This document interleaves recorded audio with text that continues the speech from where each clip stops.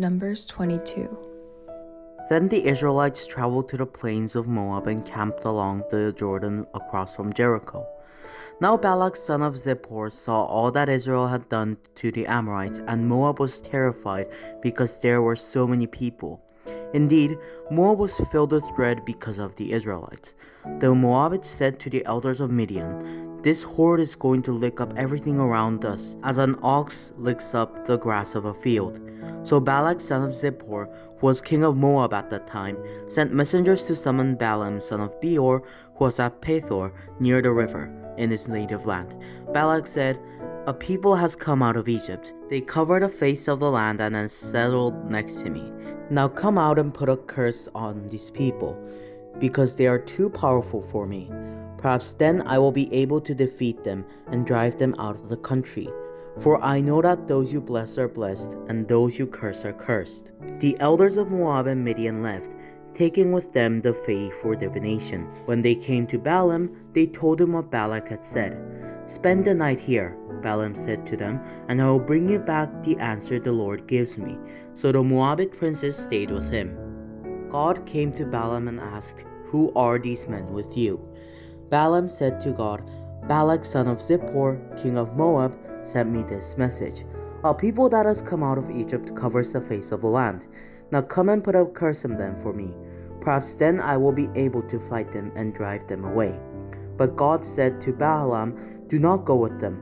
You must not put a curse on those people because they are blessed." The next morning Balaam got up and said to Balak's princes, "Go back to your own country, for the Lord has refused to let me go with you." So the Moabite princes returned to Balak and said, "Balaam refused to come with us." Then Balak sent other princes, more numerous and more distinguished than the first. They came to Balaam and said, "This is what Balak son of Zippor says. Do not let anything keep you from coming to me, because I will reward you handsomely and do whatever you say. Come and put a curse on these people for me." But Balaam answered them, "Even if Balak gave me his palace filled with silver and gold, I could not do anything great or small to go beyond the command of the Lord my God. Now stay here tonight as the others did, and I will find out what else the Lord will tell me." That night God came to Balaam and said, "Since these men have come to summon you, go with them, but do only what I tell you." Balaam got up in the morning, saddled his donkey, and went with the princes of Moab. But God was very angry when he went, and the angel of the Lord stood in the road to oppose him. Balaam was riding on his donkey, and his 2 servants were with him. When the donkey saw the angel of the Lord standing in the road with a drawn sword in his hand, she turned off the road and into a field. Balaam beat her to get her back on the road. Then the angel of the Lord stood in a narrow path between 2 vineyards with walls on both sides. When the donkey saw the angel of the Lord, she pressed close to the wall, crushing Balaam's foot against it. So he beat her again. Then the angel of the Lord moved on ahead and stood in a narrow place where there was no room to turn, either to the right or to the left. When the donkey saw the angel of the Lord, she lay down under Balaam, and he was angry and beat her with his staff. When the Lord opened the donkey's mouth, and she said to Balaam, "What have I done to you to make you beat me these 3 times?" Balaam answered the donkey, "You have made a fool of me. If I had a sword in my hand, I would kill you right now." The donkey said to Balaam, "Am I not your own donkey, which you have always ridden to this day? Have I been in the habit of doing this to you?" "No," he said. Then the Lord opened Balaam's eyes, and he saw the angel of the Lord standing in the road with his sword drawn. So he bowed low and fell face down. The angel of the Lord asked him, "Why have you beaten your donkey these 3 times? I have come here to oppose you because your path is a reckless one before me. The donkey saw me and turned away from me these 3 times. If she had not turned away, I would have certainly killed you by now, but I would have spared her." Balaam said to the angel of the Lord, "I have sinned. I did not realize you were standing in the road to oppose me. Now if you are displeased, I will go back."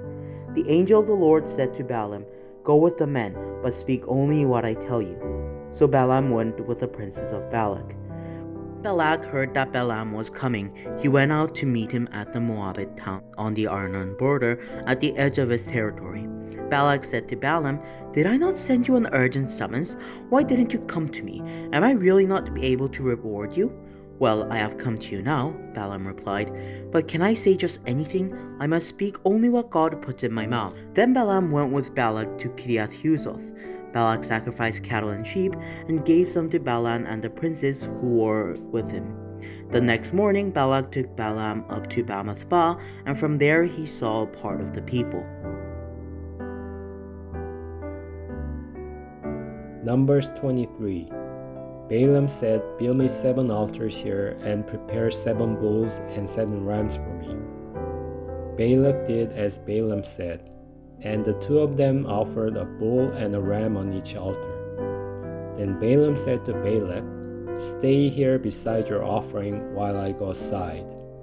Perhaps the Lord will come to meet with me. Whatever he reveals to me, I will tell you." Then he went off to a barren height. God met with him, and Balaam said, "I have prepared 7 altars, and on each altar I have offered a bull and a ram." The Lord put a word in Balaam's mouth and said, "Go back to Balak and give him this word." So he went back to him and found him standing beside his offering with all the Moabites' officials. Then Balaam spoke his message. "Balak brought me from Aram, the king of Moab, from the eastern mountains. Come," he said, "curse Jacob for me. Come, denounce Israel. How can I curse those whom God has not cursed? How can I denounce those whom the Lord has not denounced? From the rocky peaks I see them, from the heights I view them. I see a people who live apart and do not consider themselves one of the nations. Who can count dust of Jacob or number even a fourth of Israel? Let me die the death of the righteous, and may my final end be like theirs." Balak said to Balaam, "What have you done for me? I brought you to curse my enemies, but you have done nothing but bless them." He answered, "Must I not speak what the Lord puts me in my mouth?" Then Balak said to him, "Come with me to another place where you can see them. You will not see them all, but only the outskirts of their camp. And from there, curse them for me." So he took him to the field of Jophim on the top of Pisgah, and there he built 7 altars and offered a bull and a ram on each altar. Balaam said to Balak, "Stay here beside your offering while I meet with him over there." The Lord met with Balaam and put a word in his mouth and said, "Go back to Balak and give him this word."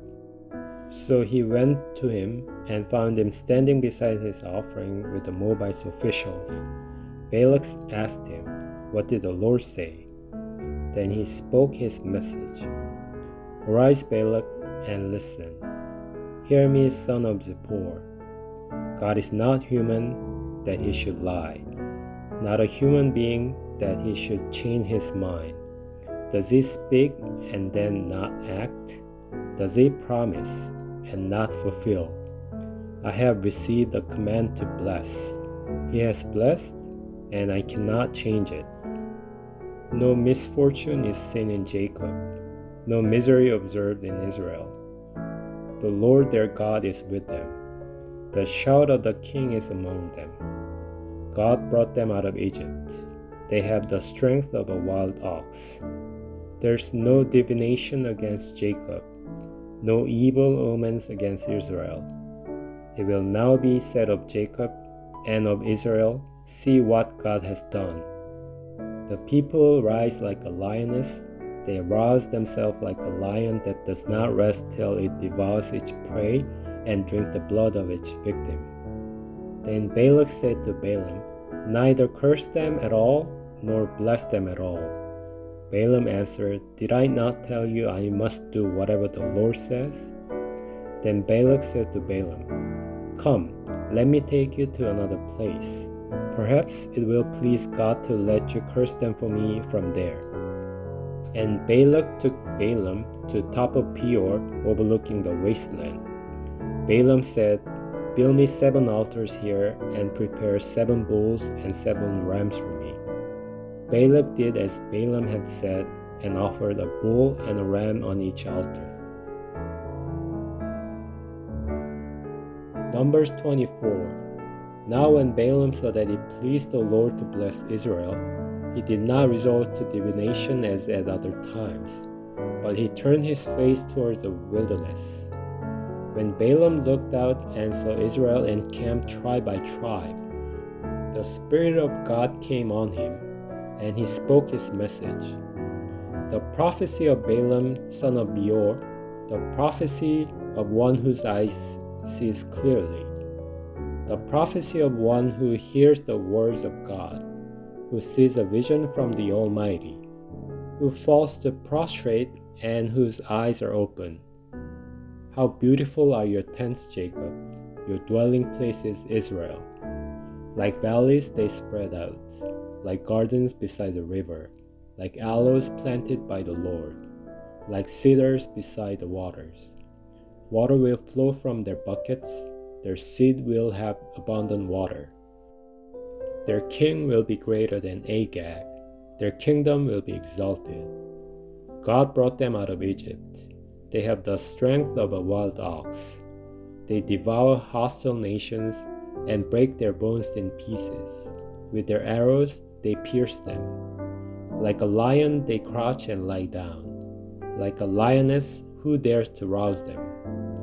May those who bless you be blessed, and those who curse you be cursed. Then Balak's anger burned against Balaam. He struck his hands together and said to him, I summon you to curse my enemies, but you have blessed them these 3 times. Now leave at once and go home. I said I will reward you handsomely, but the Lord has kept you from being rewarded. Balaam answered to Balak, Did I not tell the messengers you sent me?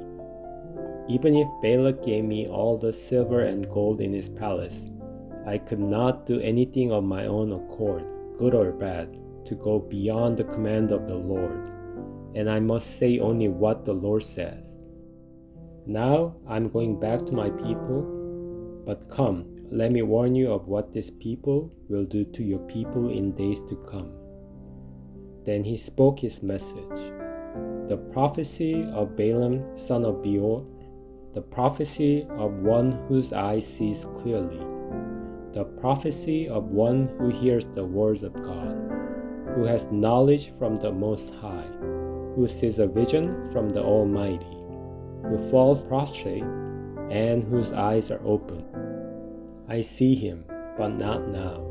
I behold him, but not near. A star will come out of Jacob. A scepter will rise out of Israel. He will crush the foreheads of Moab, the skulls of all the people of Sheth. Edom will be conquered.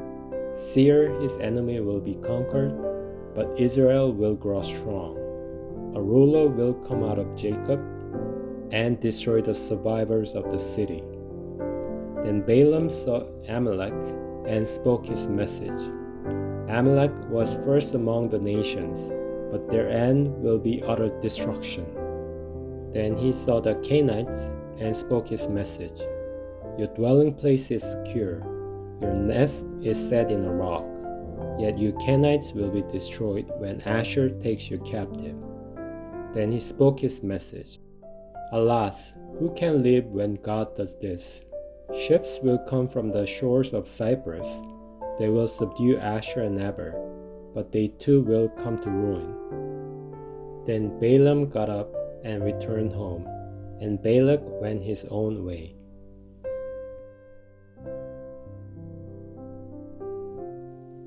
Numbers 25. While Israel was staying in Shittim, the men began to indulge in sexual immorality with Moabite women, who invited them to the sacrifices to their gods. The people ate the sacrificial meal and bowed down before these gods. So Israel yoked themselves to the Baal of Peor, and the Lord's anger burned against them. The Lord said to Moses, Take all the leaders of these people, kill them and expose them in broad daylight before the Lord, so that the Lord's fierce anger may turn away from Israel. So Moses said to Israel's judges, Each of you must put to death those of your people who have yoked themselves to the Baal of Peor." Then an Israelite man brought into the camp a Midianite woman right before the eyes of Moses and the whole assembly of Israel while they were weeping at the entrance to the tent of meeting. When Phinehas, son of Eleazar, the son of Aaron, the priest, saw this, he left the assembly, took a spear in his hand, and followed the Israelite into the tent.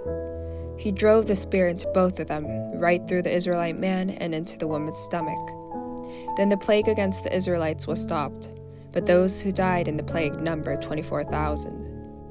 The Lord said to Moses, "Phinehas, son of Eleazar, the son of Aaron the priest, has turned my anger away from the Israelites.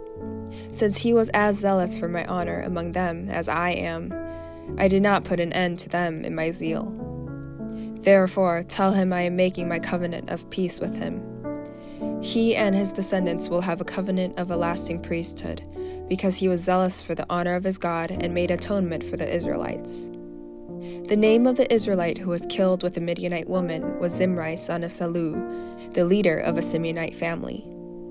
And the name of the Midianite woman who was put to death was Cosbi, daughter of Zur, a tribal chief of a Midianite family. The Lord said to Moses, "Treat the Midianites as enemies and kill them.